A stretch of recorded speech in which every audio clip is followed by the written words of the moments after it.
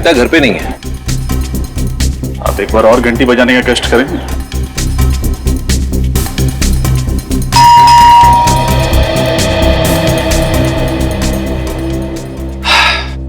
Sir लगता है रश्मि घर पे है नहीं।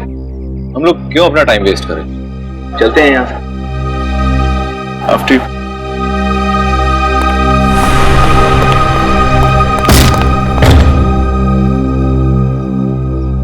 बढ़ा दिया काम इसने भी। चल भाई सूरज, यहाँ तेरी नहीं चलेगी।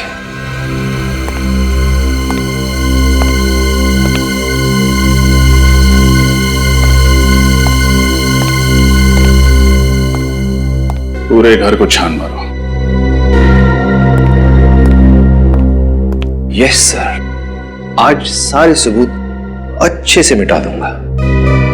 देखता हूं कैसे करते हैं केस सॉल्व।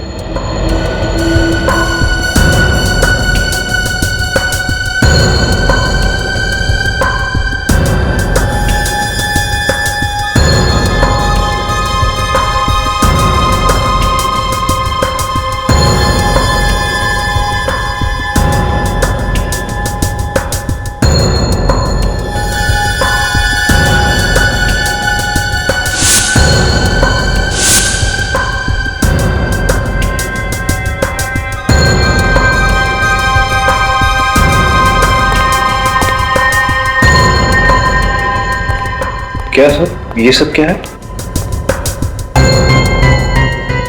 फोटोग्राफ्स। सर लगता है रश्मि घर से भागने से पहले ये फोटोग्राफ्स और ये कागजात जलाकर डस्टबिन में फेंक गई। लेकिन क्यों? रश्मि को इन चीजों से ऐसा क्या खतरा हो सकता था?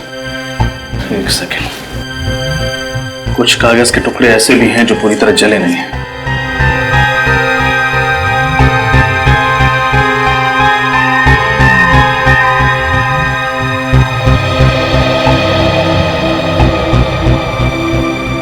PSY। PSY से क्या शब्द हो सकता है? शायद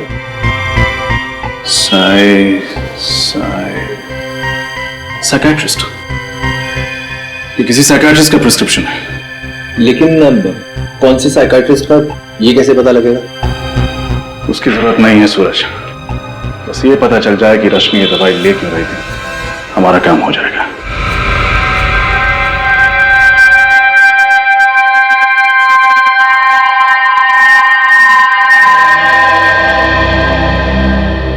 ये ड्रग तो स्प्लिट पर्सनालिटी डिसऑर्डर के पेशेंट्स को दी जाती है। Split personality disorder? जी हाँ, ये ऐसे पेशेंट्स होते हैं जिनमें दो पर्सनालिटीज होती है, एक जो अपनी खुद की होती है और दूसरी जो अपनी ओरिजिनल पर्सनालिटी से बिल्कुल अलग होती है। यूँ समझो कि एक ही शख्स के अंदर दो इंसान जी रहे हो सकता है कभी कभी दो से ज्यादा भी इंसान जी रहे हो। डॉक्टर, जब ऐसे पेशेंट्स अपनी पर्सनालिटी बदलते हैं तो क्या करते हैं? ये कुछ भी कर सकते हैं, मगर जब वो अपनी ओरिजिनल पर्सनालिटी में वापस आते हैं तो उन्हें याद ही नहीं रहता कि उन्होंने किया क्या था। मतलब जब पेशेंट पर्सनालिटी ए में होता है तो उसे ये याद नहीं रहता कि पर्सनालिटी बी में उसने क्या किया था, और जब वो पर्सनालिटी बी में होता है तो उसे ये याद नहीं रहता कि पर्सनालिटी ए में उसने क्या किया था। एग्जैक्टली। सर, यानी जब रश्मि ने बकुल का खून किया तब वो रश्मि नहीं थी, कोई और शख्सियत थी। तभी तो जब हमने भी पूछा तो हमें कुछ बताया नहीं, एकदम नॉर्मल बिहेव कर रही थी, क्योंकि उसे याद ही नहीं होगा कि उसने बकुल का खून किया। लेकिन सर, डॉक्टर सालुंखे का कहना है कि बकुल को और उस नौकर को किसी आदमी ने मारा था।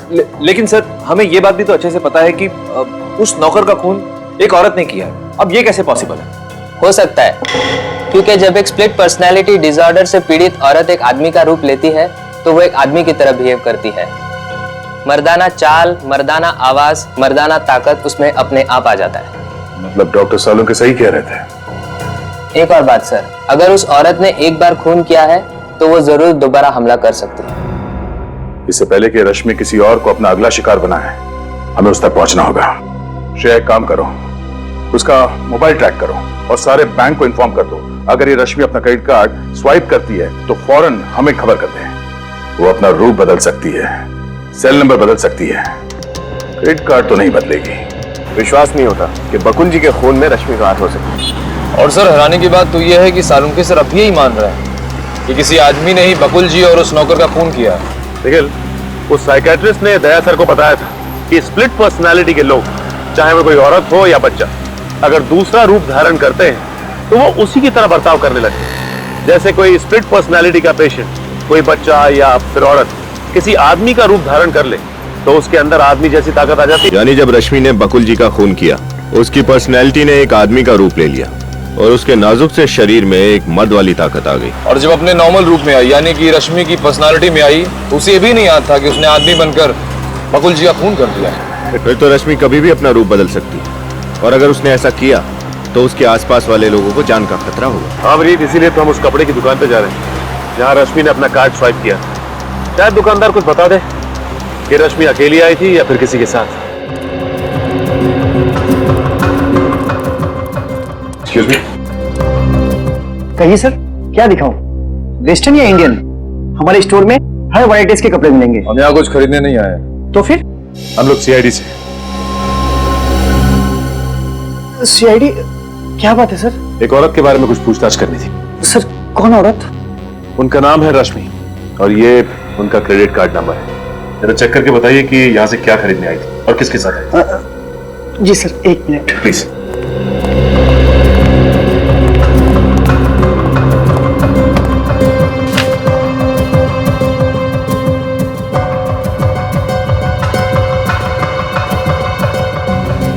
सर, ये हो बिल सर।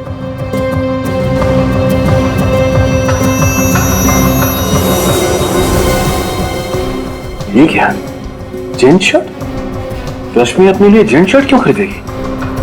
कोई साथ में था क्या उसके? नहीं सर। सर, हो सकता है रश्मि कोई नई चाल चलने वाली हो। पुनीत, ये भी तो हो सकता है कि उसे स्प्लिट पर्सनालिटी का दौरा पड़ा हो और उसने एक आदमी का रूप धारण कर लिया। हाँ सर, इसीलिए उसने ये जेंट शर्ट खरीदी। सर, एक बात बोलूं? बोल। सर, वो लड़की थोड़ी खिसकी हुई थी सर। वो बोल कुछ रही थी और कर कुछ रही थी सर। सर, उसे क्या चाहिए था मैं समझ ही नहीं पाया। तुमने उस लड़की का चेहरा तो देखा ना? हाँ सर, एकदम ठीक से। पहचान जाओगे? हाँ सर। ये है वो लड़की? नहीं सर, ये नहीं थी। ध्यान से देखो, यही होगी। नहीं सर, मैं ठीक बोल रहा हूँ सर, ये वो नहीं थी। उस लड़की का चेहरा सर मैं भूल ही नहीं सकता। इन तीनों में से कोई थी? नहीं सर, इन तीनों में से कोई नहीं थी। सर, इसका मतलब खूनी कोई और अनजान औरत है। हो सकता है निखिल, इस आदमी को अपने साथ ले लो, उस औरत का स्केच बनवाते हैं।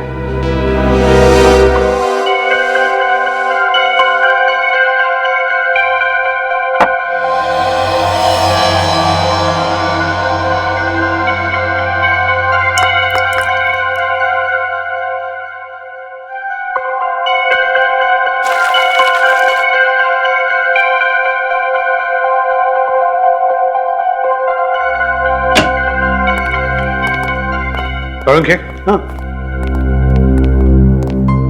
सॉरी। अरे यार, आज दिन किधर से उगा भाई? एसीपी प्रद्युमन और सालुके को सॉरी? यार गलती हो गई थी इसलिए सॉरी कह दिया, उसमें क्या हुआ? गलती? कैसी गलती? सालुके तो कह रहा था ना कि वो खून किसी मर्द ने किया है और हम कह रहे थे कि वो खून किसी औरत ने किया है। तो सही था सालुके। सही था ना? सही था ना? अरे सही कैसे नहीं होऊंगा बॉस? मेरा अंदाजा कभी गलत नहीं होता, बरसों का एक्सपीरियंस है आफ्टर ऑल। आधा सही था तू, आधा। आधा सही मतलब? सालुके, वो जो औरत है ना जिसने खून किया है, वो एक स्प्लिट पर्सनालिटी डिसऑर्डर की मरीज है। उसके ज़हन में, उसके शरीर में जब भी कोई मर्द घुसता है ना तो मर्दों वाला बर्ताव करती है। ओह, सी इंटरेस्टिंग। बट एनीवे, आधा सही तो हूं ना? तो बॉस, इसका मतलब सालुके को रिटायर होने की तो जरूरत नहीं है ना?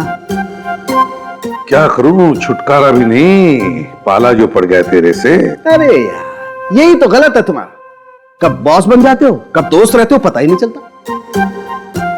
एनीवे, आज सालुके लड़ाई के मूड में बिल्कुल नहीं है। भाई, आज आप लोगों का मनोरंजन नहीं हो सकता है। अरे सर, ऐसी बात क्यों कर रहे हैं आप?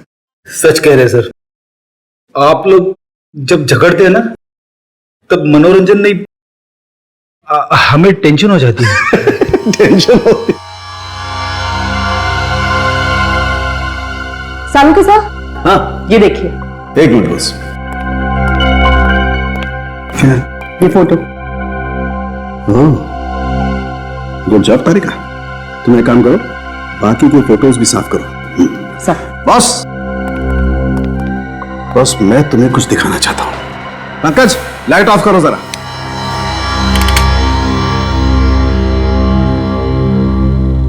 बॉस, हम जले हुए कागजों से तो कुछ पता चला नहीं, देखते हैं इस फोटो से क्या पता चलता है। ये तो स्कूल यूनिफॉर्म पहनी हुई किसी बच्ची की फोटो है। हाँ, 10-12 साल की उम्र लगती है,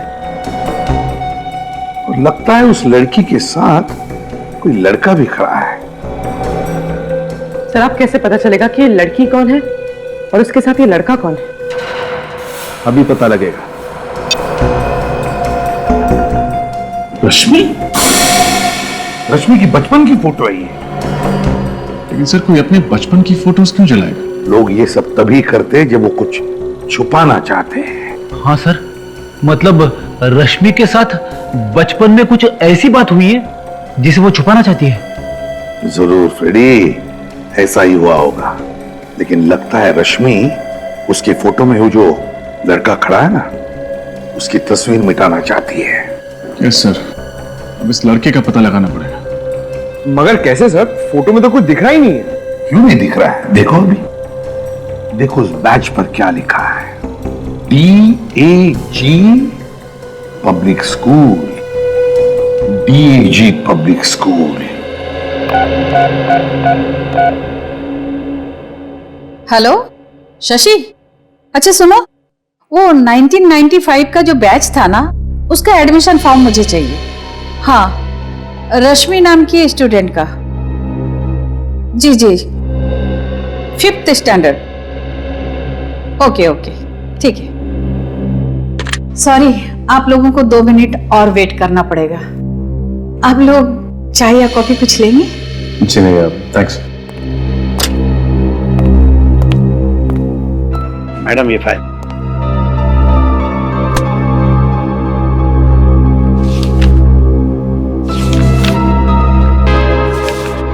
ये रही फाइल, इसमें रश्मि की सारी डिटेल्स है।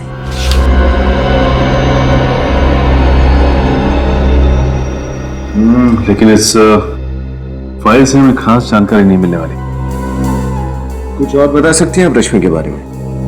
जी नहीं, इस बारे में मुझे और कुछ पता नहीं। एक मिनट सर, मुझे इस लड़की का चेहरा देख के कुछ याद आ रहा है। इसका एक बड़ा भाई था जो फुटबॉल बहुत अच्छी खेलता था, वो हमारे स्कूल की टीम में था।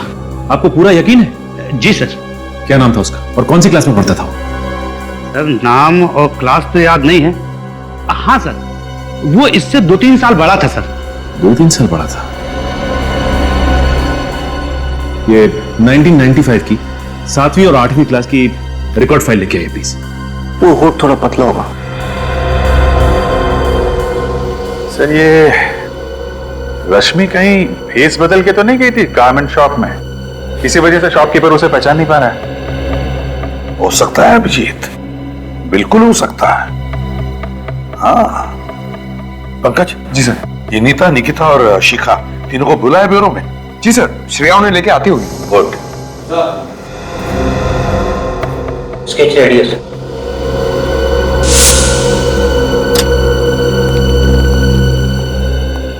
मैडम ये रही फाइल। हाँ, ये लीजिए।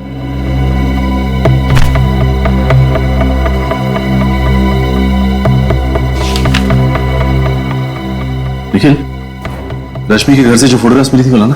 सॉरी।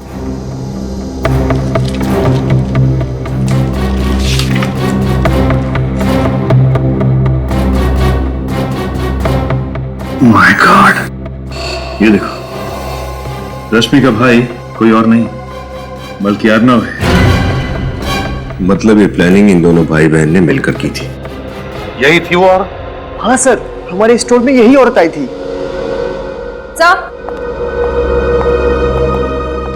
आइए आइए, स्केच को अच्छी तरह से देखिए, गौर से देखिए और बताइए कि आप जानते हैं इसे?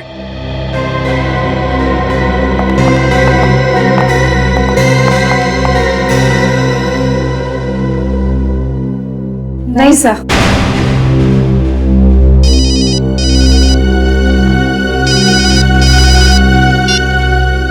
हाँ सचिन। सर ये अर्नव और रश्मि दोनों भाई बहन हैं। माय गॉड, तो ये बात है। और ये सारा का सारा खेल इन दोनों ने मिलके खेला था। Good work. क्या हुआ सर? अभिजीत, रश्मि और अर्नव सगे भाई बहन हैं। क्या सगे भाई बहन? हाँ, सगे भाई बहन। क्यों नहीं ताई, आपको तो पता था ना कि रश्मि और अर्नव सगे भाई बहन हैं? नहीं सर, मुझे बस इतना पता था कि रश्मि बकुल की सेक्रेटरी है। वो दोनों भाई बहन है, ऐसा तो मुझे कुछ नहीं पता। और शिखा जी, आपको भी नहीं मालूम कि रश्मि अर्नव की बहन है? नहीं सर, मुझे इसके बारे में कुछ नहीं पता। बड़ी अजीब बात है, आप तो अर्नव की मंगेतर है ना, और आपको ही नहीं पता। सर, अर्नव ने मुझे इसके बारे में कुछ भी नहीं बताया था। ठीक है, आप लोग जा सकती हैं।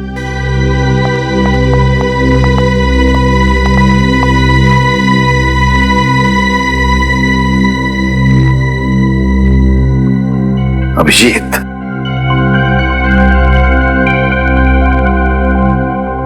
अभिजीत, तुम कह रहे थे ना कि औरत भेष बदल कर भी आई होगी। कुछ दिमाग में आ रहा है, कुछ दिमाग में आ रहा है। श्रेया, अर्नव की फोटोग्राफ कंप्यूटर में निकालो। सर, ये रहा अर्नव का चेहरा। अब श्रेया, अर्नव के इस चेहरे पर स्केच में जो जो है वो सब बनाओ। ये ऐसे बाल, ये कानों में बालियां और ये लिपस्टिक।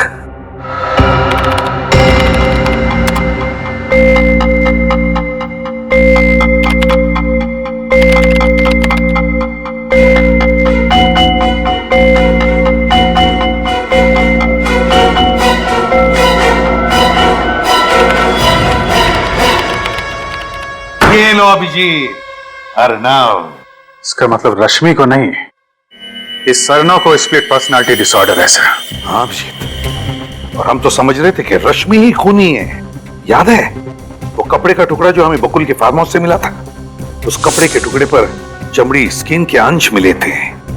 वो चमड़ी जरूर इस अर्नव की ही है। सर, इसका मतलब कि अर्नव ने लड़की के कपड़े पहने और बकुल का मर्डर कर दिया? एग्जैक्टली। और सर, इस रोग की वजह से उसे पता भी नहीं होगा कि औरत बनकर वो कितने भयानक जुर्म कर रहा है। और ऐसे मरीज को खुलेआम घूमने देना मतलब खतरों से खेलना है।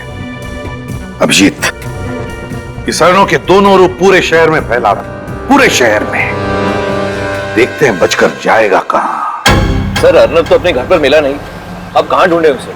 हाँ सर, और उसकी गाड़ी भी उसके बंगलों पर नहीं थी। बच के जाएगा कहां? मैंने शहर के सारे चेक पोस्ट और टोल नाके पे खबर कर दी है, सारे पुलिस स्टेशन को भी इन्फॉर्म कर दिया है। इस अर्नव के दोनों रूप के फोटो और रश्मि के फोटोग्राफ्स भी दे दिए हैं। कोई ना कोई कहीं ना कहीं तो जरूर इन दोनों को देखेगा। सर, हो सकता है वो शहर से बाहर निकल गए हों। नहीं श्रेया, टोल नाकों वालों से पता चला है कि अभी तक अर्नव मुंबई से बाहर नहीं गया। सर, ये भी तो हो सकता है कि उसने अपनी गाड़ी कहीं बीच रास्ते में खड़ी कर दी हो और पैदल या किसी और रास्ते से शहर से बाहर निकल गया हो सकता है। सर, अर्नव के आसपास के सभी लोगों को उससे बहुत खतरा है। उसकी बीमारी की वजह से वो किसी भी वक्त कुछ भी कर सकता है। हेलो, इंस्पेक्टर दया बोल रहा हूँ। क्या? कहाँ पे? ठीक है, उस पर नजर रखो, हम लोग बस पहुंच ही रहे हैं वहां पे।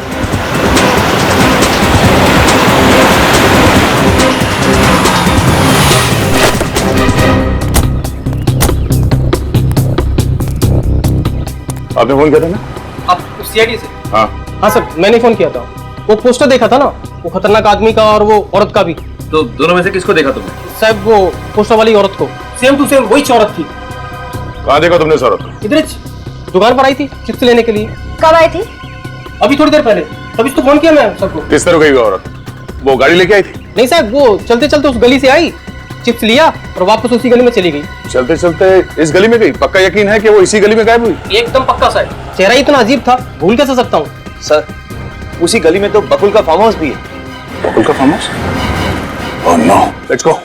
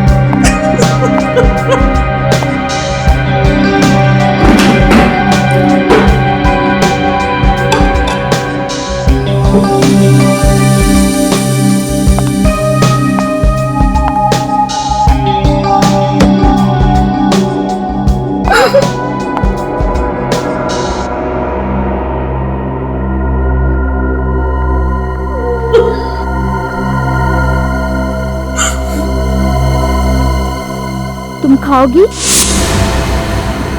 खाओ ना। मैं भी कितनी पगली हूँ, तुम्हारे मुंह पे तो पट्टी बंधी हुई है, तुम खा कैसे सकती हो, है ना? कोई बात नहीं, इसे मैं ही खा लेती हूँ। हाँ?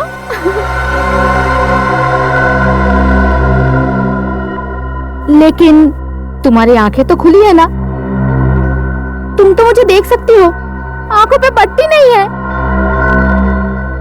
तो तुम मुझे खाता हुआ देखो।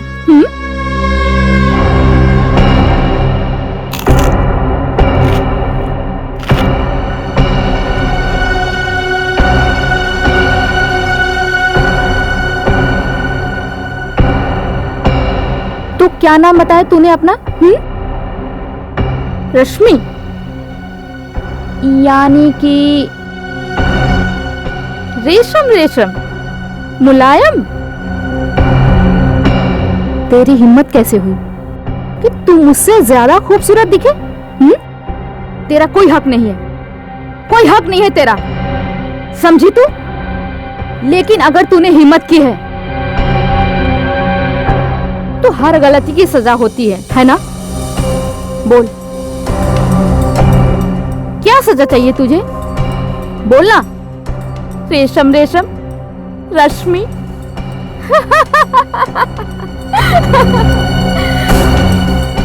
क्या हुआ? दर्द हो रहा है? लेकिन सजा मिलने से पहले मैं तुझे अपना सुंदर नृत्य दिखाना चाहती हूँ। हो जाए?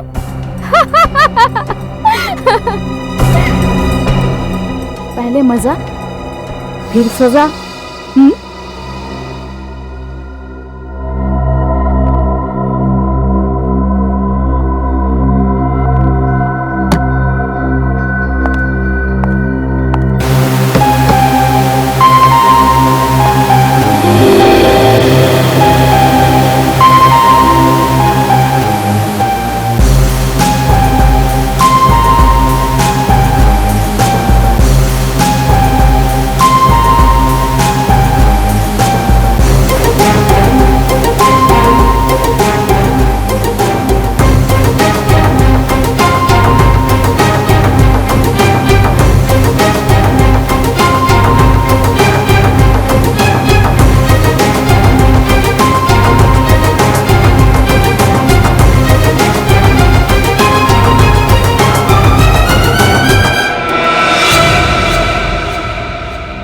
बहुत तरस आता है मुझे तेरे पर, बहुत तरस, पर मैंने अपने आप को समझा लिया है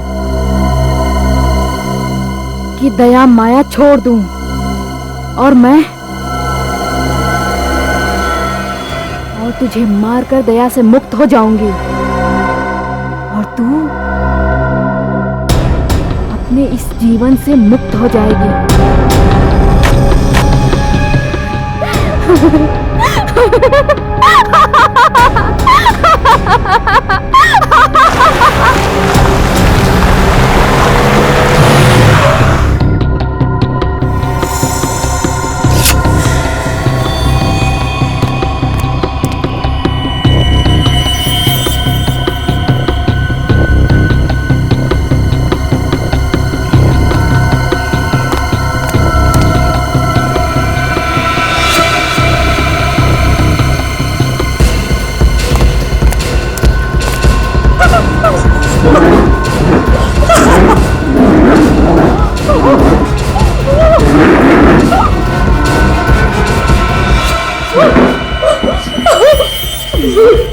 अलविदा अलविदा, मगर मुझे तेरी बहुत याद आएगी रश्मि।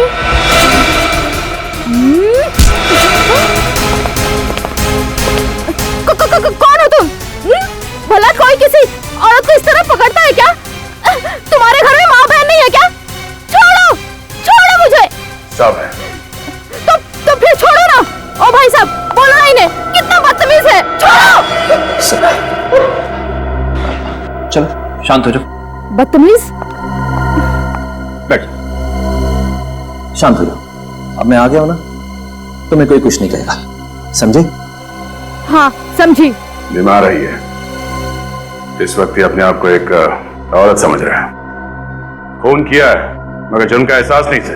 अजीब बीमारी है सर, ऐसा लगता है जैसे एक ही शरीर में दो लोग हैं।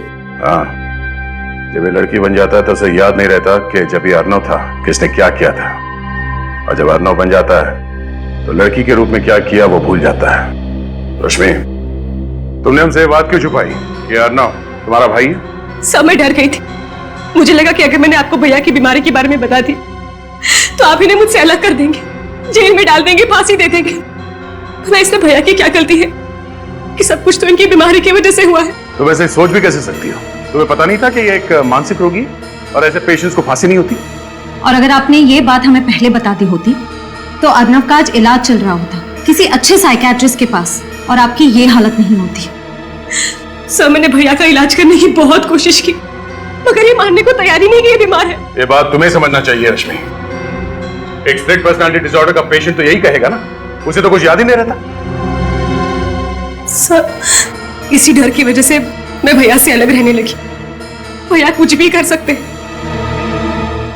अभी आपने देखा ना, अगर आप लोग वक्त पर नहीं आते तो ये तो मुझे मार ही डालते। मुझे नहीं पता था सर कि मेरे जाने के बाद भैया की हालत इतनी बिगड़ जाएगी। तुम चिंता मत करो, किसी अच्छे साइकियाट्रिस्ट को दिखा के अर्नव का इलाज करवाएंगे। अर्नव बीमार है, बुरा नहीं, ठीक हो जाएगा। सूरज, एम्बुलेंस बुलाओ।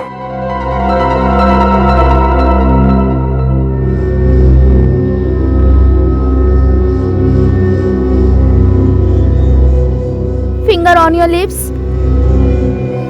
मेरी क्लास में तुम लोग ज्यादा बात मत किया करो, और मैं जो सिखा रही हूँ उसे ध्यान से देखो, समझो, वरना एग्जाम कैसे पास करोगे तुम लोग? हाँ, A2 + B2 इज। कमरे में कोई भी नहीं, मगर उसे लग रहा है कि कमरे में बहुत सारे स्टूडेंट्स हैं और वो गड़बड़ कर रहे हैं। अर्नव की तबीयत बिगड़ती जा रही है। देखिए, फिलहाल वो खुद को एक औरत यानी प्रोफेसर पायल समझ रहा है। डॉक्टर साहब, मुझे पता है इस बीमारी को ठीक करना बहुत मुश्किल है, लेकिन वक्त चाहे जितना भी लगे आप अर्नव को ठीक करने की कोशिश कीजिए। और एक रिक्वेस्ट है, अर्नव को एक अलग से कमरे में रखिएगा। मेरे कहने का मतलब है। सर, आप चिंता ना करें, हम जानते हैं कि ऐसी स्थिति में वो औरों के लिए खतरा बन सकता है, इसलिए हमने अर्नव को एक अलग वार्ड में सुरक्षित रखने का बंदोबस्त किया है। डॉक्टर साहब, ये बताइए कि इसकी तबीयत कब तक ठीक हो सकती है? मेरा मतलब है, ये अपनी पर्सनालिटी में कब तक वापस आ सकता है? बताना मुश्किल है, और मैं इसके ठीक होने की कोई गारंटी भी नहीं दे सकता। 6 महीने, साल भर, 2 साल, सब डिपेंड करता है कि वो ट्रीटमेंट के साथ कितना रिस्पॉन्ड करता है।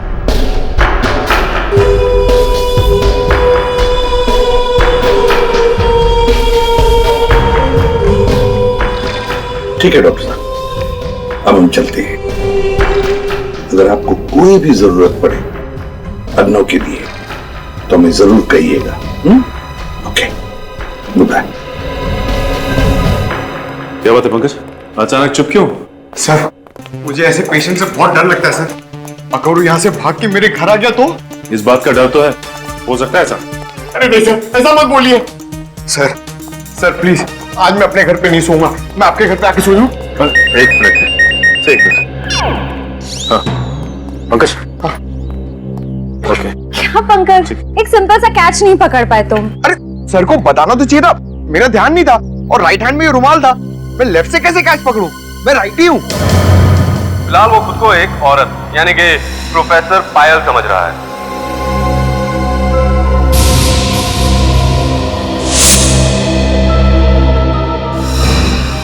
माय गॉड सचिन, ये अर्नव बीमारी का नाटक कर रहा है, बीमार नहीं है वो।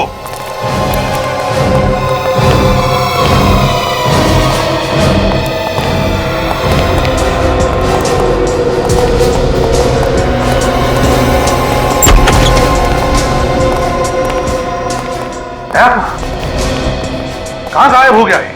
क्या हुआ सर, कोई प्रॉब्लम है? प्रॉब्लम तो अब तुम्हें होगी। झूठ बोलने का नतीजा जानते हो? झूठ? मैंने क्या झूठ बोला है सर? ये अनजान बनने का नाटक बंद करो डॉक्टर। देखिए सर, पहले ये तो बताइए प्रॉब्लम क्या है? प्रॉब्लम ये है डॉक्टर कि तुमने ही बताया था ना कि अर्नव को स्प्लिट पर्सनालिटी डिसऑर्डर है। हाँ, ये सच है सर, आपने खुद देखा है उसे अजीबोगरीब बर्ताव करते हुए। नहीं, वो बिल्कुल नॉर्मल है। नॉर्मल है? ये क्या कह रहे हैं आप लोग? नॉर्मल है वो। अब कहाँ है इस वक्त, बताओ जल्दी। सर उसे सेशन रूम में लेके गए। चलो ले चलो हमें। चलिए सर। अगर तुम प्रोफेसर की बात नहीं मानोगे ना तो प्रोफेसर तुम्हें पनिशमेंट देंगी, समझे? सॉरी। अर्नव,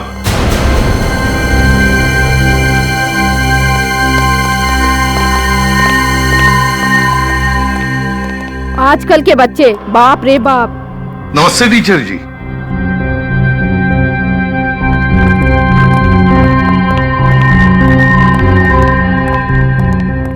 नमस्ते। क्या आपका बच्चा हमारे यहाँ स्टूडेंट है? जी नहीं, मैं एसीपी प्रद्युमन, ये है इंस्पेक्टर सचिन, श्रेया और पंकज। हम लोग सीआईडी से हैं। सीआईडी? जी हाँ, सीआईडी। वैसे आपका नाम क्या है टीचर जी? पायल। पायल।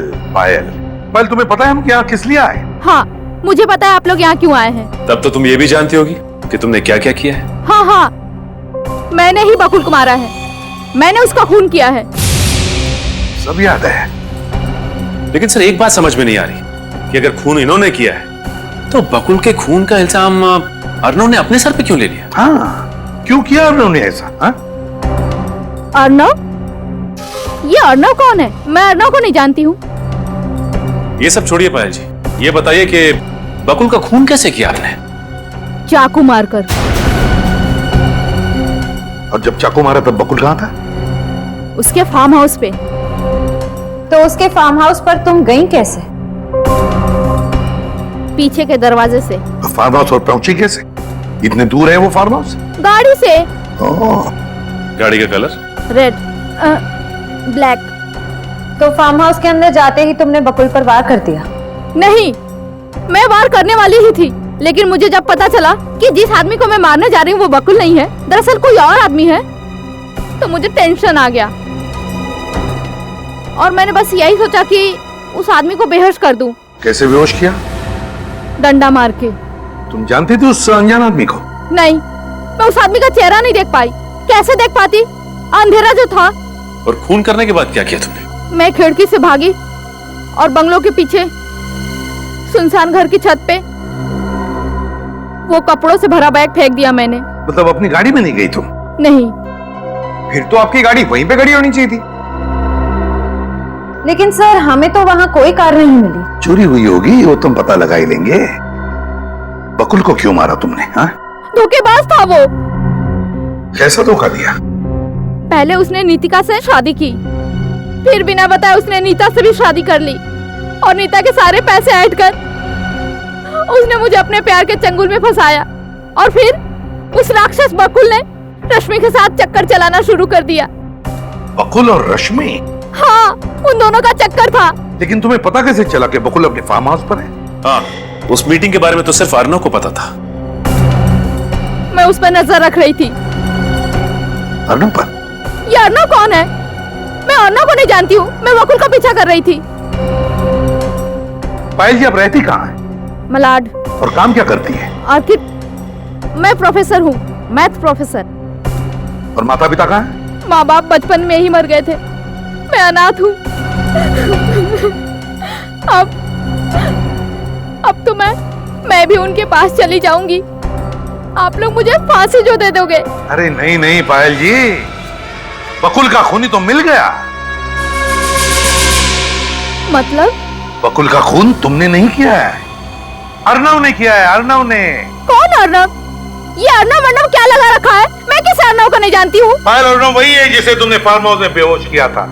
वो भी बकुल को मारने के लिए वहां पहुंचा था, लेकिन तुम वहां पहुंच गई और उसी का फायदा उठाकर उसने असली चाकू से उस पर वार किया। लेकिन उसने एक गलती की।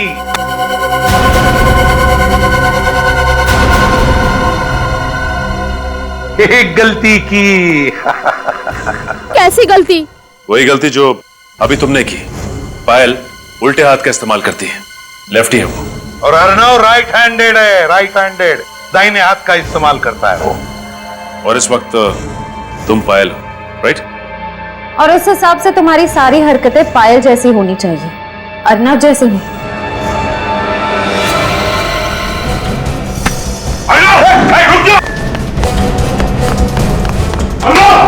रुक जाओ, रुक जाओ।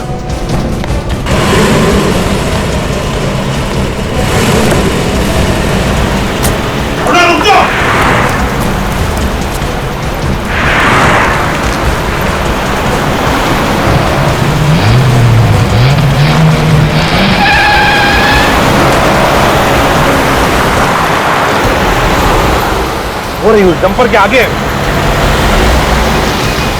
निकलना नहीं चाहिए हमारे हाथों से सचिन। नहीं बचेगा सर।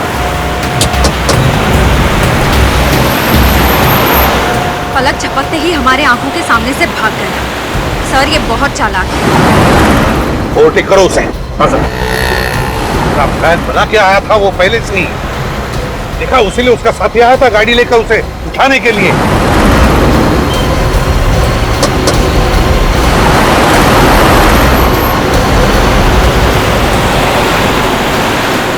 सीआईडी की गाड़ी पास में आ गई है। फटाफट भगाओ। अरे ये लोग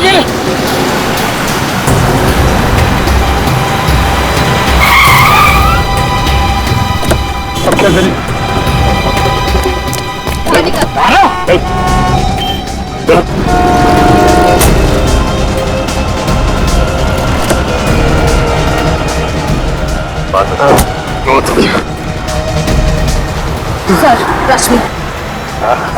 रश्मि जी, हमें तो पहले से ही शक था कि अर्णव का साथ तुम दे रही थी। और तू? बहुत कर ली तूने एक्टिंग, अब अपनी एक्टिंग हमें दिखा। अर्णव, अपने स्प्लिट पर्सनालिटी डिसऑर्डर की एक्टिंग से तुमने साइकियाट्रिस्ट को भी फंसा दिया। वाह, कहां से सीखी तुमने ये एक्टिंग? कितनी भी एक्टिंग कर लो, लेकिन तुम भूल गए कि हर नाटक पे पर्दा गिरता ही गिरता है। तो फिर बताओ, कहां से शुरू करोगे अपनी कहानी? हाँ, ये सच है कि मैंने स्प्लिट पर्सनालिटी डिसऑर्डर के पेशेंट होने का नाटक किया और बकुल का खून किया। लेकिन बकुल का खून क्यों किया? वो तो तुम्हारा अच्छा दोस्त था ना? नहीं, अच्छा दोस्त नहीं था वो मेरा, बल्कि वो अच्छा इंसान नहीं था, हैवान था वो, हैवान। क्यों? ऐसा क्या किया था बकुल ने? उसने मेरी बहन की जिंदगी बर्बाद कर दी। रश्मि की जिंदगी बर्बाद कर दी? कैसे? बहरूपिया था वो, मक्कार था वो, धोखेबाज था, भोली भाली लड़कियों को अपने जाल में फंसाता था, शादी करता था मुझसे उनकी प्रॉपर्टी के लिए। पहले से 2 शादी कर चुका था और मेरी बहन की जिंदगी बर्बाद करना चाहता था फिर से। ये सच है सर, बकुल से मुझे प्यार था, लेकिन मैं उसकी शादीशुदा जिंदगी से बिल्कुल अनजान थी। उसने पहला फुसलाकर मेरी सारी प्रॉपर्टी अपने नाम पर करवा दी और मैंने उसे मना तक नहीं किया, ये सोचकर कि वो तो मुझसे शादी करने ही वाला था। फिर एक दिन मुझे सच पता चला कि वो तो पहले से ही शादीशुदा है और उसकी एक नहीं बल्कि 2 पत्नियां हैं, नितिका और दूसरी नीता। मैं उससे मिला, उसे समझाने की कोशिश की मैंने उसे कहा कि अगर तू मेरी बहन से प्यार करता है तो अपनी बीवी को तलाक दे दे और रश्मि से शादी कर ले। लेकिन उसने ऐसा नहीं किया। हाँ। फिर हम दोनों ने मिलकर उस राक्षस को खत्म करने का प्लान बनाया। अर्णव ने बकुल को झगड़ा खत्म करने के बहाने फार्म हाउस पर बुलाया और उसका कत्ल कर दिया। बदले की आग में तुमने ना सिर्फ बकुल का बल्कि उस नौकर का भी कत्ल कर दिया। तुम दोनों ने ये जुर्म किया है, अब सजा भी तुम दोनों को होगी, शायद फांसी।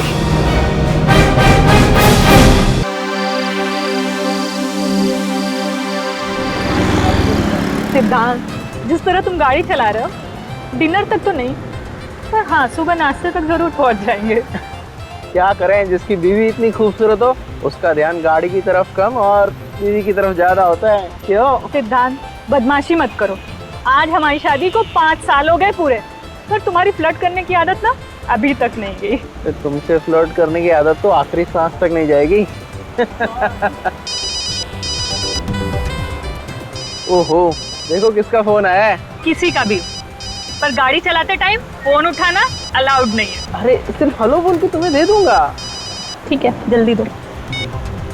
Hello.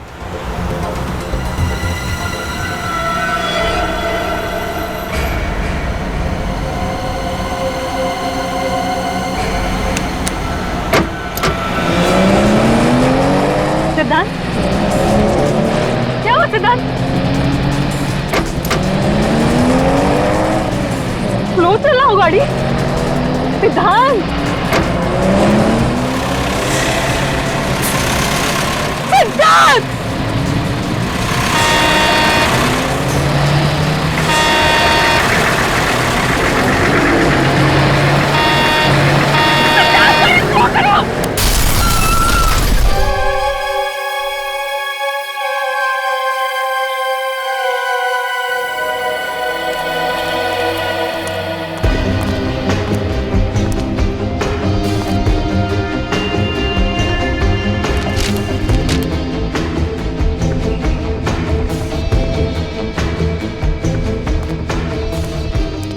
Sir, truck driver. Sir, इस ट्रक ड्राइवर का ब्लड टेस्ट करवा लिया है, इसने शराब नहीं पी रखी थी। सर जी, मैं नशे में तो कभी भी गाड़ी नहीं चलाता हूँ, और जहाँ पे एक्सीडेंट का सवाल है, इसमें हमारी कोई गलती नहीं साहब। गलती नहीं है, दो लोगों की मौत हो चुकी है। कैसे हुआ ये सब? साहब जी, मैं तो सीधा सीधा रास्ते में जा रहा था, पता नहीं ये कार कहाँ से तेजी से आई और सीधा ट्रक से टकरा गई। जी हाँ सर, ये आदमी सच कह रहा है, मैंने भी देखा था। जिस तेजी से ये कार जाकर ट्रक से टकराई, उसे देखकर ऐसा लग रहा था ये आदमी आत्महत्या करना चाहता हो। आत्महत्या करने का तो और भी तरीके हैं, कोई इतनी भयानक मौत क्यों मरना चाहेगा? सर, हाँ निकल। सर, गाड़ी रिया के नाम पे, वही औरत जिसकी एक्सीडेंट में मौत हो चुकी है। उस आदमी का पर्स मिला? कोई आईडी वगैरह? सर, आईडी पर्स तो नहीं मिला सर, ये फोन मिला है, लेकिन पूरी तरीके से डैमेज हो चुका है। मोबाइल कंपनी से इसके डिटेल्स निकालो और इस रिया के घर जाओ, इनके घर वालों को इन्फॉर्म करो। ये इंसानी दिमाग है, हमारे शरीर का सबसे अहम हिस्सा। हम अपनी रोजमर्रा की बातें, अच्छी बुरी कड़वी यादें अपने इस दिमाग में जमा कर लेते हैं। सम्मोहन के बारे में तो आप सभी लोग अच्छी तरह से जानते हैं, लेकिन आज मैं आप लोगों को एक अलग सम्मोहन के बारे में बताने जा रहा हूं। अलग तरह का सम्मोहन? डॉक्टर अनीता, अगर मैं कहूं कि मैं आपको आपकी आने वाली पूरी जिंदगी के लिए सम्मोहित कर दूं और अगर आपको पता भी ना चले तो फिर? मगर ये तो बिल्कुल नामुमकिन सी बात है। इस नामुमकिन को मुमकिन बनाने के लिए आज मैं यहाँ आप लोगों के बीच मौजूद हूँ। चलिए 1 मिनट के लिए ये मान भी लेते हैं कि आप ऐसा कर सकते हैं, लेकिन ये सम्मोहन कभी ना कभी तो टूटेगा। जी हाँ, टूटेगा। मेरे पास तरीका है उसे फिर से शुरू करने का। जैसे ही आप सम्मोहन से बाहर आएंगी, आपका दिमाग रिवाइंड होकर वापस उसी जगह पर पहुंच जाएगा जहां वो सम्मोहित होने से पहले था। मतलब सम्मोहित होने के बाद का हमें कुछ भी याद नहीं रहेगा? जी नहीं। और आप सभी लोग इसका असर देखना चाहेंगे? जी सर, पर आप सम्मोहित करेंगे किसे? यहाँ पर तो कोई सब्जेक्ट भी नहीं है। आप लोग है ना मेरे सब्जेक्ट। अगर मैं आप जैसे काबिल डॉक्टर्स को एक साथ सम्मोहित कर लेता हूँ तो फिर शक की कोई गुंजाइश ही नहीं कि मेरे सम्मोहन का तरीका काम करेगा या नहीं। ठीक है डॉक्टर दिनकर, हम सब लोग तैयार हैं। तो शुरू करते हैं। यह कैमरा आप लोगों की हर उस हरकत को रिकॉर्ड करेगा जो सम्मोहन के दौरान मैं आप लोगों से करवाऊंगा, क्योंकि सम्मोहन से बाहर आने के बाद आप लोगों को कुछ भी याद नहीं रहेगा।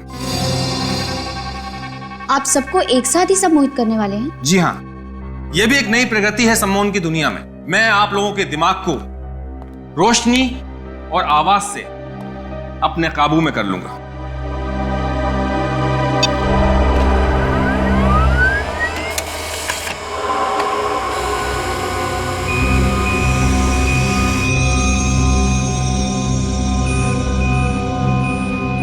इन किरणों को गौर से देखिए। बस यही एक रोशनी है जिसे आप सब देख सकते हैं, और बस मेरी ही आवाज है जिसे आप सुन सकते हैं। इस रोशनी और मेरी आवाज के अलावा इस सृष्टि में कुछ और नहीं है। इन किरणों को गौर से देखिए, देखिए गौर से। आप लोगों को सिर्फ और सिर्फ मेरी ही आवाज सुनाई दे रही है।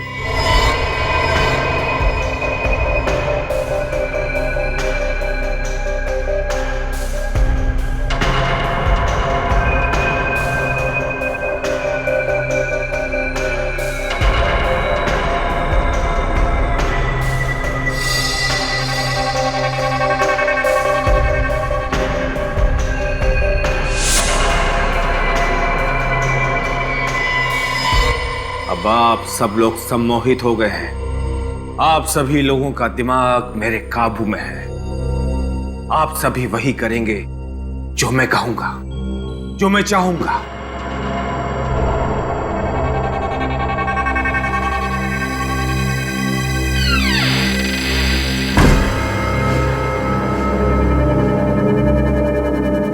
ये क्या है?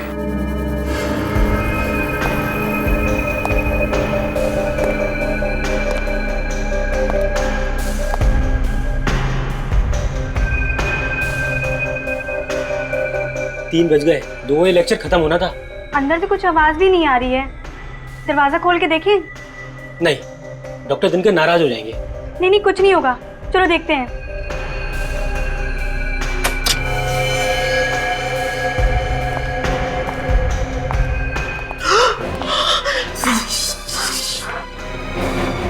डॉक्टर दिनकर का कौन?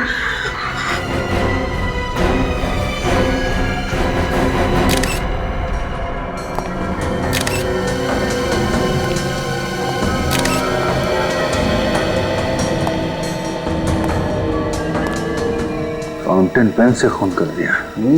ये खूनी भी क्या क्या तरीका निकालते हैं डॉक्टर साहब खून करने के। अभिजीत, अगर पेन से सीधा ऐसे वार किया जाएगा तो आदमी तो पक्का मर जाएगा बस। ये देखो,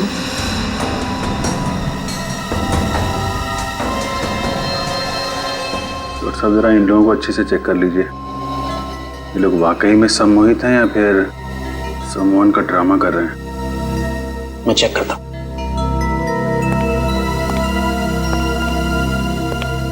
सर, इन दोनों का कहना है कि कॉन्फ्रेंस के दौरान ना ही कोई अंदर आया और ना ही कोई बाहर गया। कॉन्फ्रेंस के शुरू होने का टाइम क्या था? 11 बजे सर। और ये 2 बजे तक खत्म होने वाली थी। हाँ सर, लेकिन 3 बजे तक कोई बाहर नहीं आया ना, तो हम लोगों ने दरवाजा खोलकर देखा तो डॉक्टर दिनकर की लाश पड़ी हुई थी सर।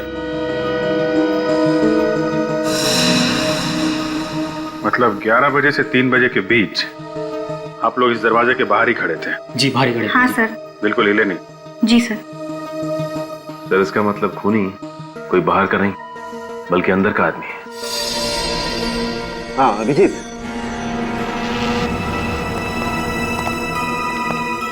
क्या पता चलो डॉक्टर साहब? अभिजीत जरा यहाँ देखो, ये इसकी आंख की पुतली पे ये काले काले निशान पे देखो गौर से। कुछ फर्क नजर आ रहा है? ये थोड़ा बड़ा दिख रहा है। एग्जैक्टली। और ऐसा तभी होता है जब इंसान सम्मोहित होता है। मतलब एक सम्मोहित आदमी ने खून कर दिया?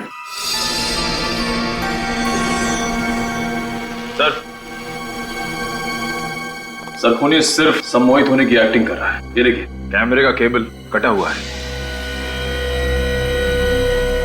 फिर तो इस कैमरे की फुटेज चेक करते हैं, देखते हैं क्या क्या हुआ था यहाँ पे।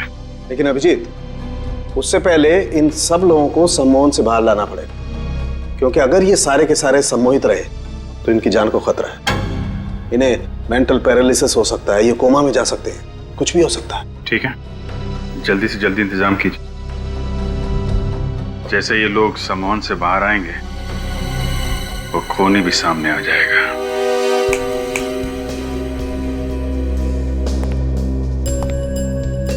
देखिए ऑफिसर, फिलहाल तो मुझे कोई तरीका नजर नहीं आ रहा है इन लोगों को सम्मोहन से बाहर निकालने का।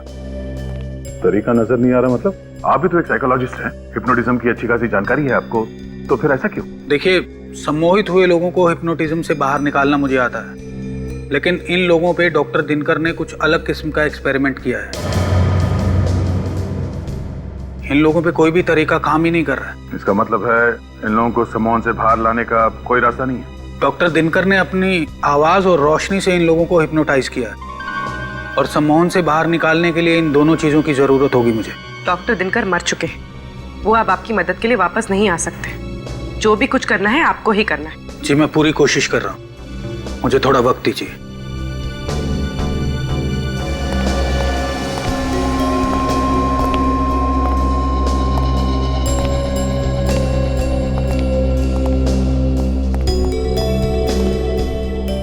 सर, कोई फायदा नहीं हो रहा है। इन सब की हालत बिल्कुल ज्यों की त्यों है। जब तक ये लोग ठीक नहीं हो जाते हैं, वो कैमरा ही एक ऐसा सुराग है हमारे पास जिससे पता चल सकता है कि वहाँ कॉन्फ्रेंस हॉल में हुआ क्या था। हो ना हो अभिजीत, इस खून का राज उस कॉन्फ्रेंस रूम में ही है। देखते हैं, कॉन्फ्रेंस रूम का फुटेज देखते हैं। रजत, फुटेज रेडी है? Yes sir.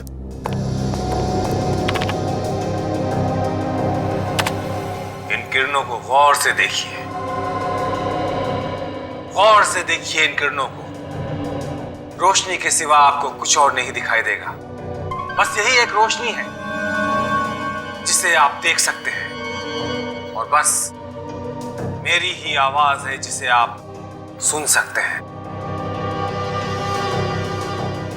आप सभी लोग सम्मोहित हो गए हैं। अब आप लोगों का दिमाग मेरे काबू में है। मैं जो कहूंगा बस आप लोग वही करेंगे।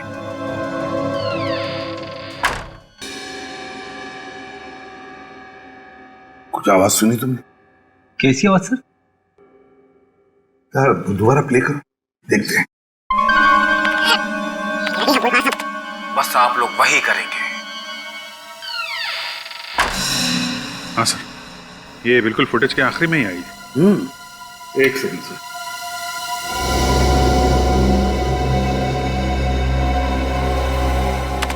यहाँ सुनिए।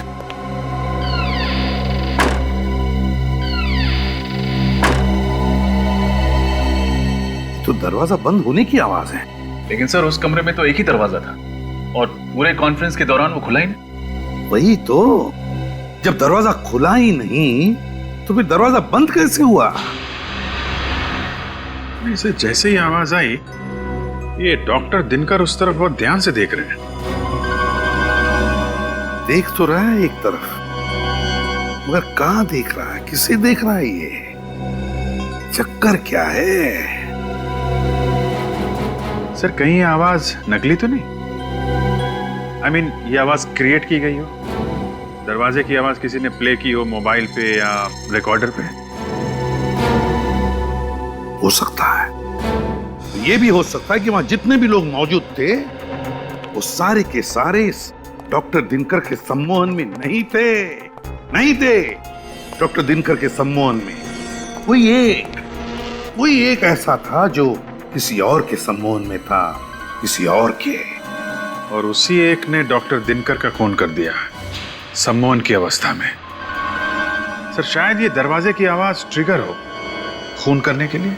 एग्जैक्टली अभिजीत, यही हुआ है, वरना कोई और तरीका ही नहीं है डॉक्टर दिनकर को मारने का। सर, सिद्धार्थ की मौत का डॉक्टर दिनकर के खून से जरूर कोई कनेक्शन है। क्या कनेक्शन है? ये सिद्धांत के फोन रिकॉर्ड्स हैं। उसने डॉक्टर दिनकर को 1 महीने में 21 बार फोन किए थे। 1 महीने में 21 बार फोन किए थे? तो इसका मतलब है अभिजीत, सिद्धांत और दिनकर एक दूसरे को अच्छी तरह से जानते थे। हाँ सर, सिद्धांत भी डॉक्टर दिनकर की तरह एक साइकोलॉजिस्ट था। ओहो, सिद्धांत और दिनकर साइकोलॉजिस्ट थे। तो कहीं ऐसा तो नहीं कि सिद्धांत की मौत आत्महत्या थी ही नहीं? अभिजीत देखो जरा, सिद्धांत को आखिरी बार एक्सीडेंट से पहले किसने फोन किया था? ये आखिरी कॉल तो किसी किमी ने किया था। किमी? ये किमी कौन है? सर ये किमी तो सिद्धांत की बीवी की छोटी बहन है। ओह, सिद्धांत के बीवी की छोटी बहन किमी। इस किमी से मिलना पड़ेगा इस किमी से। जरूर कुछ ना कुछ तो पता चल ही जाएगा। मैडम, सीआईडी वाले आपसे मिलने आ रहे हैं, आपको डर नहीं लग रहा? डर क्यों लगेगा? मैंने कोई गुनाह थोड़ी ना किया है। गुनाह किया है या नहीं ये तो हम पता लगाएंगे। हेलो किमी, वैसे काफी जल्दी काम पर वापस आ गए हम। अपनी बहन और जीजा के जाने का ज्यादा शौक नहीं मनाया आपने? शौक मनाने से वो लोग वापस तो नहीं आ जाएंगे ना। मुझे लगा अगर काम करती रहूंगी तो इस दुख से मन भटक जाएगा, पर मुझे एक चीज समझ नहीं आ रही, आप सीआईडी वाले एक रोड एक्सीडेंट को मर्डर का नाम कैसे दे सकते हैं? क्योंकि वो कोई मामूली रोड एक्सीडेंट नहीं था। सिद्धांत ने जानबूझकर अपनी गाड़ी उस ट्रक में भिड़ाई थी। क्या जीजू ने खुदकुशी की थी? अब खुदकुशी की या खुदकुशी करने पर मजबूर हुए ये तो हमें तब पता चलेगा जब आप हमें बताएंगे कि हादसे से ठीक 2 मिनट पहले आप उनसे फोन पर क्या बात कर रही थी। ये क्या बोल रहे हैं आप? मैं जीजू से बात कर रही थी। मेरी तो उनसे आखिरी बार बात 1 महीना पहले हुई थी। किमी, क्या लगता है आपको अब हमें कहानियां सुनाती रहेंगी, हम सुनते रहेंगे? सच सुनना है मुझे, सिर्फ और सिर्फ सच। मैं सच बोल रही हूँ, आप लोग मेरा यकीन क्यों नहीं करते? क्योंकि मोबाइल रिकॉर्ड्स कभी झूठ नहीं बोलते। सिद्धांत ने मरने से पहले आखिरी बार तुमसे बात की थी। ये कैसे हो सकता है? मैं तो ये भी भूल गई थी उस दिन दीदी की शादी की सालगिरह है। मैंने कॉल नहीं किया उन्हें। क्या 9 बजे मैंने कॉल किया? जी 9 बजे? 9 बजे तो मैडम स्टेज पे थी, ये फोन पे कैसे बात कर सकती हैं? हाँ एग्जैक्टली। जब तुम स्टेज पर थी तब तुम्हारा फोन कहाँ था? मेरी वैनिटी वैन में। पर मेरी वैनिटी वैन में माया के अलावा किसी और को जाने की परमिशन ही नहीं है। इस माया को बुलाइए प्लीज, माया को बुला के लाओ। यस मैम, आपने मुझे बुलाया? 25 तारीख को रात 9 बजे जब किमी स्टेज पर शो कर रही थी, क्या आपने उनकी वैनिटी में जाकर उनके मोबाइल से कोई फोन किया था?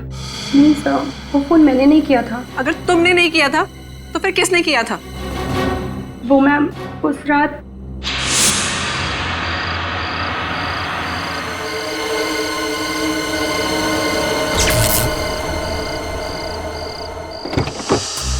प्रोडक्शन, वैनिटी, इलेक्ट्रिशियन दादा, प्रतीक, शैलेश, कहाँ चले गए सबके सब?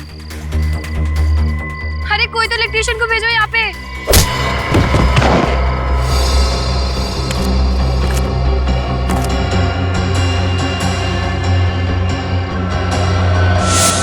तो तुमने मुझे ये बात पहले क्यों नहीं बताई?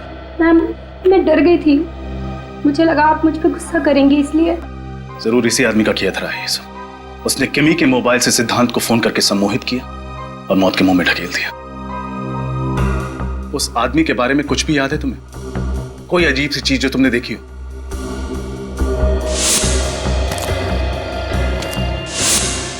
सर उसके जूते। क्या था उसके जूते में? ये अलग जूते थे उसके, उनमें कुछ सिल्वर जैसा लगा हुआ था। सिल्वर लगा हुआ था? ठीक है, स्केच बनवा। दरवाजे की आवाज से सम्मोहन? पर सर इन सबको तो डॉक्टर दिनकर ने ध्वनि और रोशनी सम्मोहित किया था, दरवाजे की आवाज से नहीं। हम जानते हैं, पर मैं सिर्फ इतना कह रहा हूं कि शायद इनमें से कोई एक कॉन्फ्रेंस में आने से पहले ही सम्मोहित था, और जिसने उसे सम्मोहित किया वो ये चाहता था कि उसका सब्जेक्ट डॉक्टर दिनकर का खून कर दे।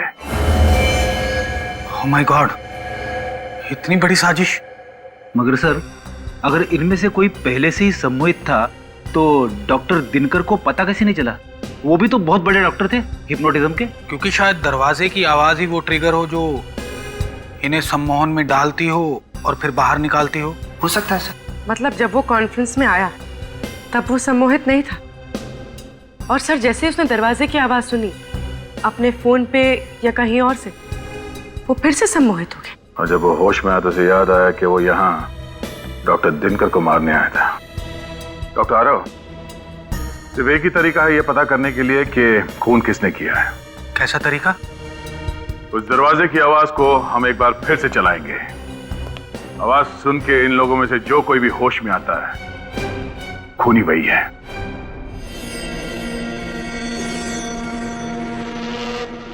Ready sir.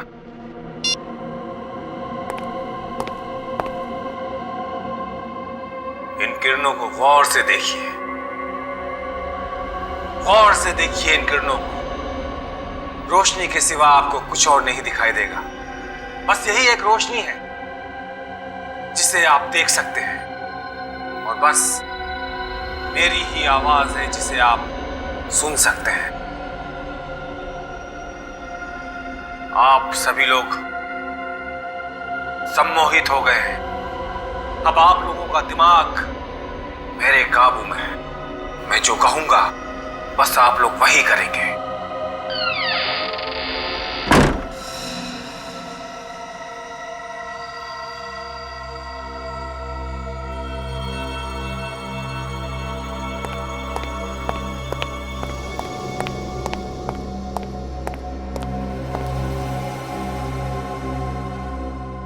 मैं यहाँ?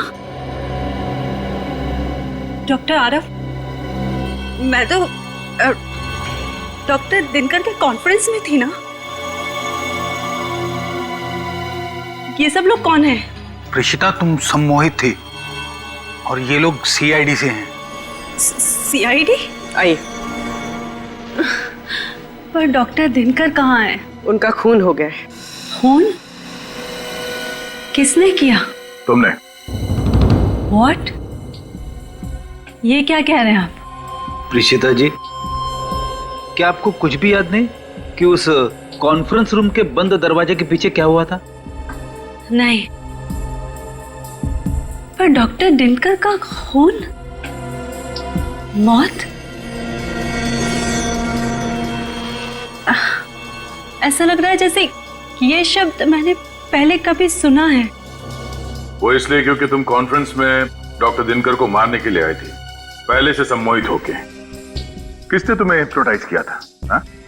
कौन है वो जो दिनकर को मारना चाहता था? मुझे नहीं पता, कुछ नहीं पता। ऐसा कैसे हो सकता है? कोई मेरी जिंदगी इस तरह बर्बाद नहीं कर सकता। देखो प्रीशिता, घबराओ मत। इस षड्यंत्र के पीछे जो कोई भी है, कानून सजा उसी को देगा।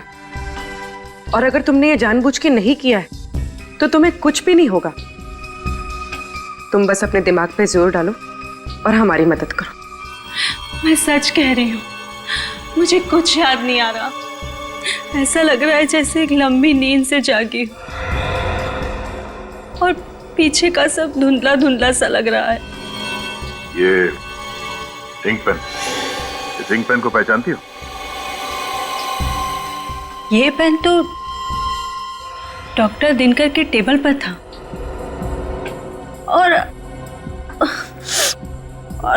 शायद मैंने उस दिन उसे उठाया भी था। पर क्यों उठाया था? उन्हें मारने के लिए। यही है वो हथियार जो डॉक्टर दिनकर के गले में खोपा गया था। ये मुझसे क्या हो गया?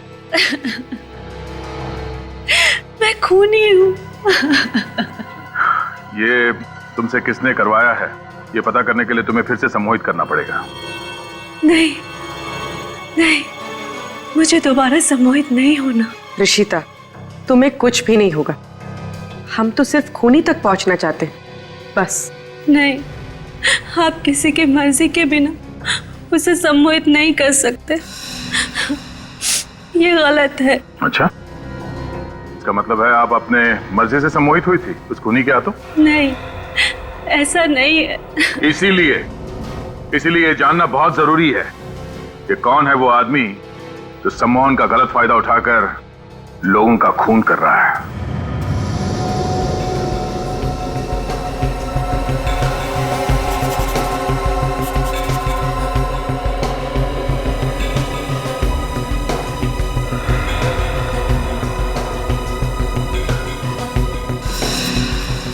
सर, ये जिस किसी का भी काम है थोड़ा खिसका हुआ है। वो साबित करना चाहता है कि सम्मोहन की कला में वो बेस्ट है। तभी तो दिनकर और सिद्धांत जैसे साइकोलॉजिस्ट को मार दिया उसने। पर कुछ खतरनाक पकड़ा है उसके दिमाग में। अभिजीत, एक बार ही प्रीशिता को याद आ जाए ना ये कलाकार है कौन, फिर नहीं बचेगा ये हमारे हाथों।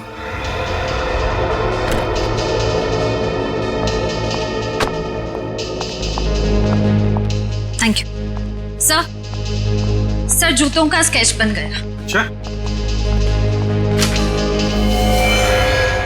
ये है वो जूते, बड़े खास किस्म के हैं, लगता है कस्टम मेड है।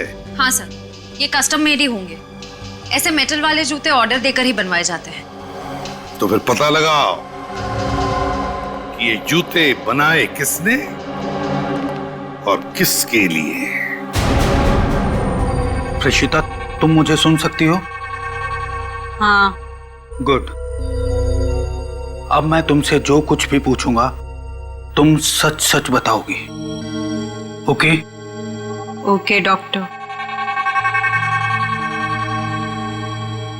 प्रीशिता, अब तुम अपने दिमाग की गहराइयों में जाओ और मुझे बताओ कि डॉक्टर सिद्धांत और डॉक्टर दिनकर की आखिरी मुलाकात तुम्हें याद है?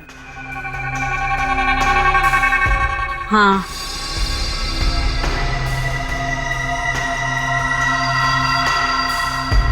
क्या देख रही हो तुम? वो दोनों एक दूसरे से बातचीत कर रहे हैं। मैं रोज की तरह सुबह 10 बजे डॉक्टर दिनकर के क्लिनिक में पहुंच गई हूँ। डॉक्टर सिद्धांत, निकल जाओ यहाँ से, फिर कभी दोबारा अपना चेहरा मुझे मत दिखाना। मैं तुम्हें छोड़ूंगा नहीं दिनकर। अगर हक दिया नहीं जाता तो उसे छीनना पड़ता है, और मुझे मेरा हक छीनना आता है। Out, out. डॉक्टर दिनकर सिद्धांत पे बहुत नाराज हैं। उन्हें इतने गुस्से में मैंने पहले कभी नहीं देखा। अब हम वक्त में थोड़ा आगे चलते हैं। कॉन्फ्रेंस वाले दिन क्या हुआ था प्रीशिता? दिनकर सर अपने लेक्चर की तैयारी कर रहे हैं। आज हमें वो कुछ नया और अनोखा दिखाएंगे। मैं नोट्स बना रही हूँ और कॉरिडोर में डॉक्टर दिनकर के कुछ साथियों से बातचीत कर रही हूँ। ये क्या? दरवाजा बंद होने की आवाज आई है। कोई मेरे मस्तिष्क को अपने वश में कर रहा है। वो इंसान चाहता है कि मैं डॉक्टर दिनकर को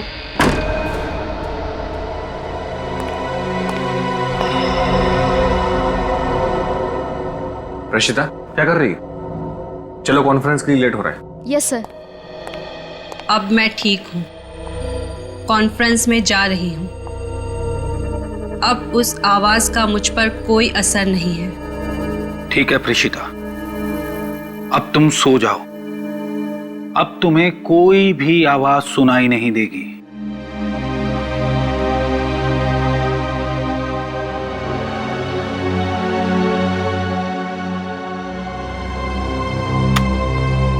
हमारा अंदाजा ठीक था।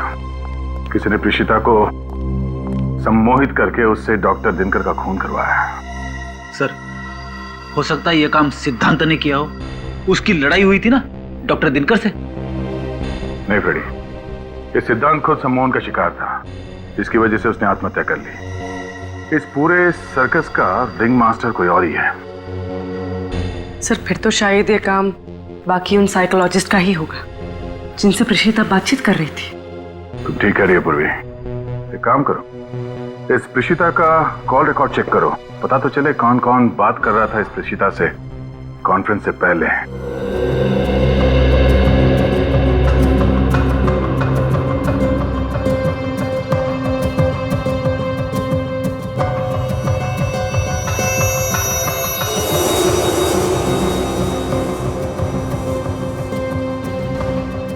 सर, हमने इतनी सारी दुकानें देखी, वो कस्टम मेड जूते किसने बनाए हैं वो अभी तक पता ही नहीं चल पा रहा है। मत पता, यहाँ पता करते हैं, देखते क्या पता आता है। Excuse me. Yes please. हम सीआईडी से। ये स्केच देखिए। क्या आप बता सकते हैं कि इस तरह के जूते आपके यहाँ बनते हैं या नहीं? जी हाँ, आप बिल्कुल ठीक जगह पर आए हैं सर। ऐसे जूते हमारी दुकान में ही बनते हैं। अच्छा, वैसे ये जूते कुछ अलग तरह के हैं ना? जी सर, अलग है, क्योंकि ब्लैक लेदर के साथ साथ इसमें सिल्वर जैसी धातुओं का भी इस्तेमाल हुआ है। अच्छा, आप ये बता सकते हैं कि पिछले 1 महीने में इस तरह के जूते आपने कितने बनाए? पिछले महीने ऐसी 3 जोड़ियों का ऑर्डर था। सिर्फ 3? जी। फिर तो आप आसानी से बता पाएंगे कि ये 3 लोग कौन थे। हाँ, एक तो वीरेंद्र नाम का कोई NRI था जो इंडोनेशिया से आया था, और एक 16-17 साल का लड़का था, और तीसरा कौन था? अरे हाँ सर, तीसरी तो कोई एक लड़की थी जो अपने मंगेतर के लिए ऐसे जूते बनवाने आई थी। लड़की? जी। क्या नाम था उस लड़की का? एक मिनट।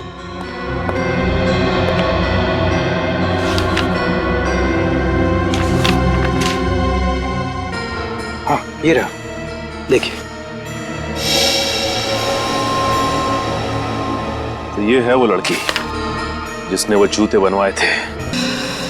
तो पिछले 1 महीने से हर रोज प्रीशिता का मोबाइल यहाँ साइकोलॉजिकल सेंटर में आ रहा है। वही तो, डॉक्टर दिनकर के साथ काम कर रही थी। 15 किलोमीटर दूर यहाँ उसे आने की क्या जरूरत पड़ी? Excuse me. जी कहिए। हम लोग CID से। CID? क्या बात है? एक खून हुआ है।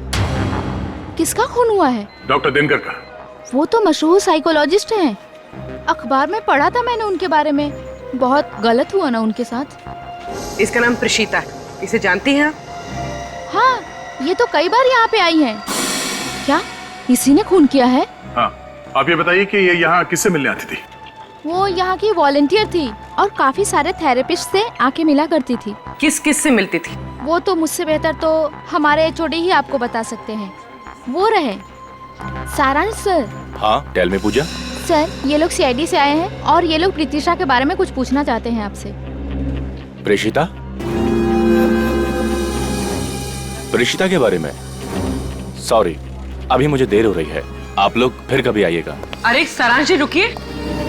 सारांश,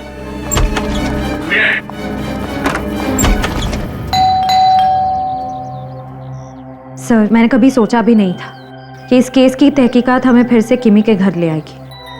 बहुत ही उलझा हुआ केस है श्रेया। धीरे धीरे कई राज खुले, अभी तो बहुत कुछ सामने आना बाकी है।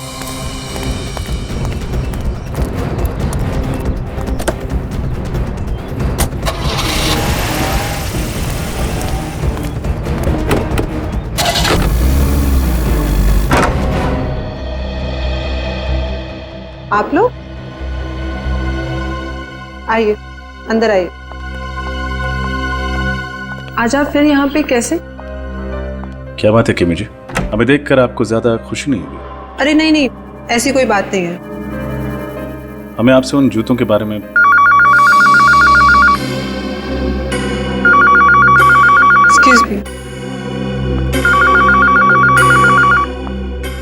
ये फोन की घंटी बिल्कुल सही टाइम पर बजी नहीं श्रेया? हाँ सर, जूतों के बारे में पूछते ही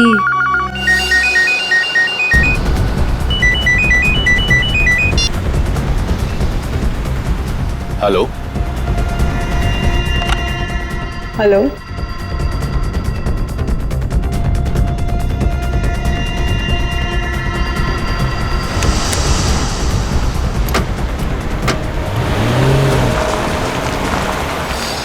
इसने अचानक गाड़ी की स्पीड क्यों बढ़ा दी?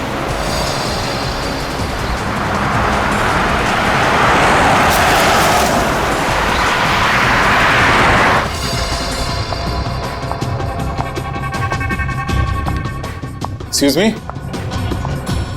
ये उस तरफ क्यों जा रही है?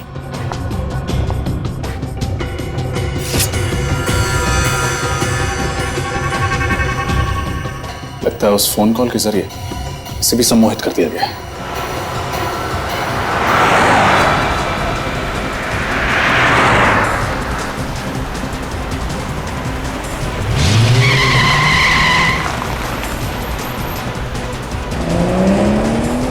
ये गाड़ी इतनी तेज क्यों भगा रहा है अचानक?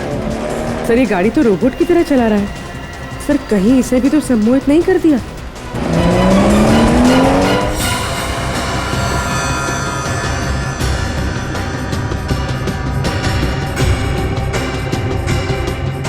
हो सकता पूर्वी, एक काम करो, गाड़ी से बाहर उतर के उसके स्टीयरिंग पे मारो, मत देखना कि किसी सेफ जगह पे जाके टकराए वो।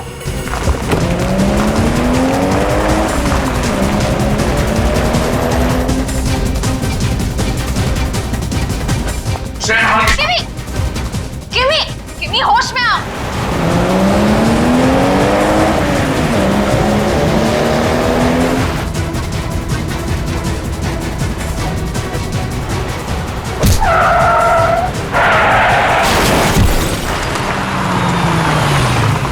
किमी होश में आओ।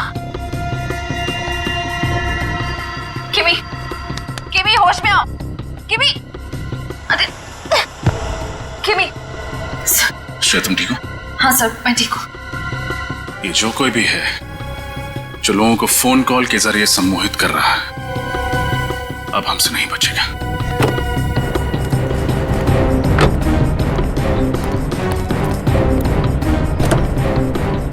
सारांश, इसके सर पे चोट लगी है। सारांश, चलो इसे हॉस्पिटल लेके चलते हैं। ये देखिए सर, इस आदमी ने फोन के जरिए हिप्नोटाइज किया सारांश को। ओह, तो ये है, इसे फंसाने के लिए जाल बिछाना पड़ेगा।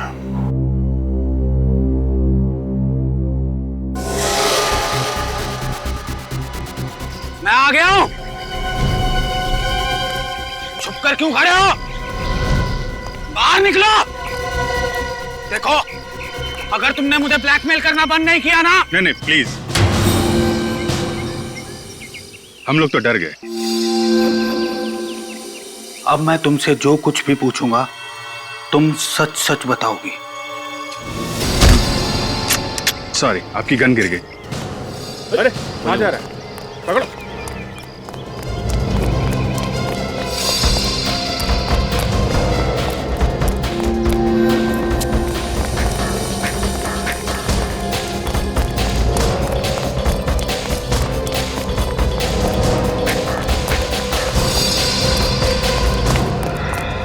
कहां? बहुत लोगों को सम्मोहित कर लिया है, अब सीआईडी का सम्मोहन भी देख लो। हाँ, मैंने डॉक्टर दिनकर और डॉक्टर सिद्धांत की जान ली है। क्यों? अपनी सम्मोहन कला का गलत इस्तेमाल करते शर्म नहीं आई तुम्हें? उन्हें शर्म नहीं आई, मेरी जिंदगी भर की मेहनत को एक पल में छीनते हुए। कैसी मेहनत? मेरी रिसर्च, सम्मोहन का वो नया तरीका जिसे डॉक्टर दिनकर अपनी खोज बताते हैं, दरअसल वो मेरी खोज थी। मैंने अपनी जिंदगी के कई साल दिए उस रिसर्च को। वो रिसर्च ही तो मेरी जिंदगी की एक अनमोल पूंजी थी। उन लोगों ने मेरी मेहनत मुझसे छीनी और मैंने उनसे उनकी जिंदगी। इतना बड़ा धोखा? अपने दोस्त की सालों की मेहनत को तुम यूं चुटकियों में नहीं चुरा सकते हो। आजकल दोस्ती बहुत सस्ती हो गई है मेरे दोस्त। तेरी इस रिसर्च से मुझे नाम, पैसा, इज्जत सब कुछ मिलेगा, और इन 3 चीजों के आगे जा तेरी दोस्ती कुर्बान की। मुझे नहीं पता था कि मैंने दोस्तों के भेष में 2 सांप पाल रखे हैं।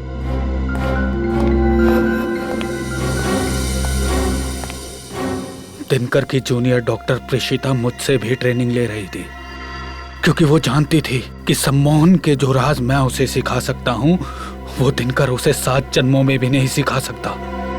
इसीलिए मैंने प्रेषिता को ही अपना मोहरा बनाया। प्रेषिता, तुम्हें डॉक्टर दिनकर का खून करना है प्रेषिता, और अब जो आवाज तुम्हें सुनाई देगी उसके बाद तुम अपने होश में आ जाओगी, और फिर दोबारा जब तुम्हें ये आवाज सुनाई देगी तो तुम्हें याद आ जाएगा कि तुम्हें डॉक्टर दिनकर का खून करना है। समझी तुम?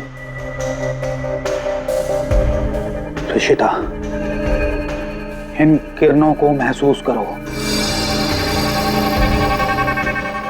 अब तुम्हें सिर्फ मेरी आवाज सुनाई दे रही है।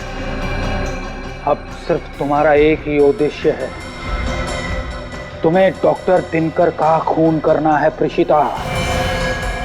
तुम्हें डॉक्टर दिनकर को मार देना है प्रेषिता। समझ गई तुम? समझ गई। मैं डॉक्टर दिनकर को मारूंगी। गुड। लो, ये आवाज सुनो।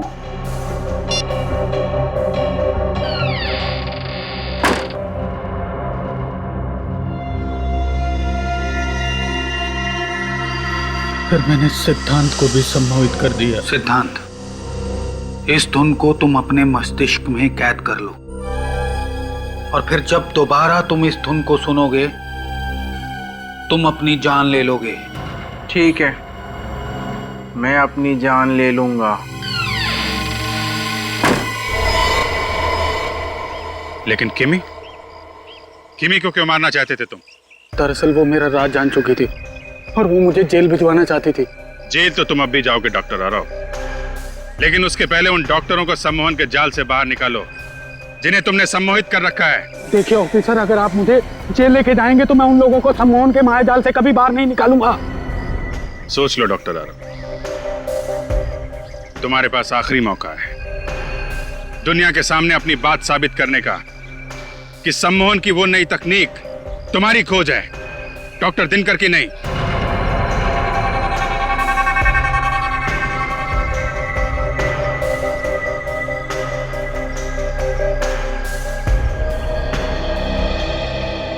ठीक है ऑफिसर, मैं अपने बदले के लिए उन निर्दोष लोगों की जान से नहीं खेलूंगा।